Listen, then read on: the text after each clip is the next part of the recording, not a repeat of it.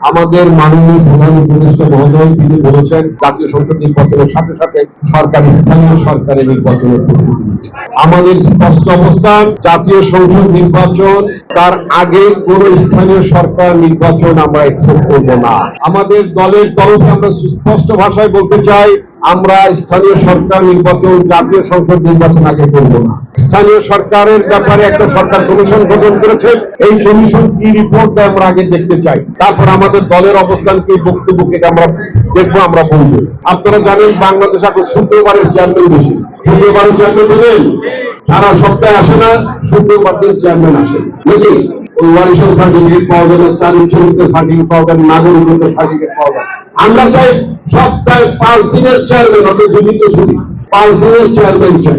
Chairman হওয়ার কিছু যোগ্যতা আছে, তিনি ঢাকায় থাকেন চেয়ারম্যানগিরি করতে পারেন, কিন্তু অনেক বিষয়গুলো আছে, এগুলো অনেক সংস্কারের ব্যাপার আছে, প্রস্তাব দেওয়ার ব্যাপার আছে, সেগুলো আমরা দেখবো। তারপর আমরা স্থানীয় সরকারের ব্যাপারে ভাববো। এটা খুব পরিষ্কার কথা বলতে। সুতরাং সংস্কারের কথা বলছেন, সরকার উদ্দেশ্যে বলতে চাই, এগুলো করার জন্য 1 বছর লাগে না। যারা বলেন যে সমস্ত লোকেরা সরকারের মধ্যে নিয়োজন বলছেন অল্প সংস্কার চাইলে নাকি এই বছরই সম্ভব, মানে 25 সালে সম্ভব, আর বেশি সংস্কার কত সাল সম্ভব সেটা বলেনি। আমি সরকার উদ্দেশ্যে বলতে চাই, বেশি সংস্কার হলেও নির্বাচন 6 মাসের মধ্যে করা সম্ভব। কেন সম্ভব? এই যে আমি অনেকগুলো পয়েন্ট বললাম, অর্থাৎ কি কি সংস্কার করবেন, রাজনৈতিক দলগুলোর সাথে পরামর্শ করুন। রাজনৈতিক দলগুলো যদি সম্মিলিত হয় তাহলে এই সংস্কারগুলো করার জন্য কিছুই দরকার নেই। শুধুমাত্র রাষ্ট্রপতি যিনি আছেন তিনি একটি অধ্যাদেশ জারি করবেন। 50টা সংস্কার 50 অধ্যাদেশ জারি হবে, 200 সংস্কার 200 অধ্যাদেশ জারি হবে। এই 200 অধ্যাদেশ জারি করার জন্য 200 দিনের প্রয়োজন পড়ে না। 200 অধ্যাদেশ জারি করবেন বা ফিনিশ।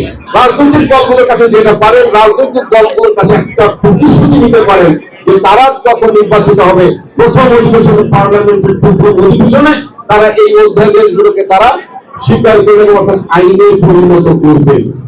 সংস্কার করার জন্য এত তাল বাহানা করার দরকারটা কি?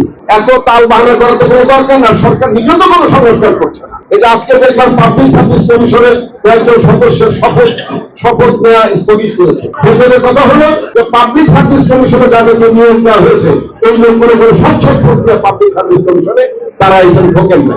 তাহলে সরকার সংস্কারের ধারণাটা বাদ দিয়ে তারা পাবলিক সার্ভিস কমিশনের লোক নিয়োগ দিয়েছে। নির্বাচন কমিশনের কোনো সংস্কার না করে নির্বাচন কমিশনে তারা লোক দিয়েছে। বিচার বিভাগের সংস্কার না করে তারা 3 জন বিচারক নিয়োগ করেছে।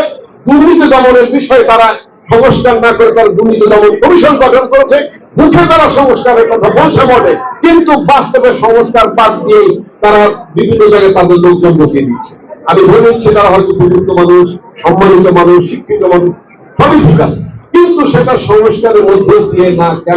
কেন আইন তৈরি না করে করা হচ্ছে? কেন হাসিনার পদাঙ্ক অনুসরণ করে, হাসিনার পতিত যে পদ্ধতি সেই পতিত পদ্ধতি অনুসরণ করে, হাসিনার পতিত পদ্ধতি অনুসরণ করে কেন বিচারক নিয়োগ দেওয়া হলো? কেন আপনার পাবলিক সার্ভিস কমিশনে নিয়োগ দেওয়া হলো? কেন দুর্নীতি দমন কমিশনে নিয়োগ দেওয়া হলো? কেন আপনার ইলেকশন কমিশনে নিয়োগ দেওয়া হলো? এগুলো তো মানুষের মধ্যে প্রশ্ন থাকতে পারে। সুতরাং সংস্কারের কথা বলছেন, অথচ এই কাজগুলো আপনারা না করে কাজগুলো শুরু করে দিয়েছেন।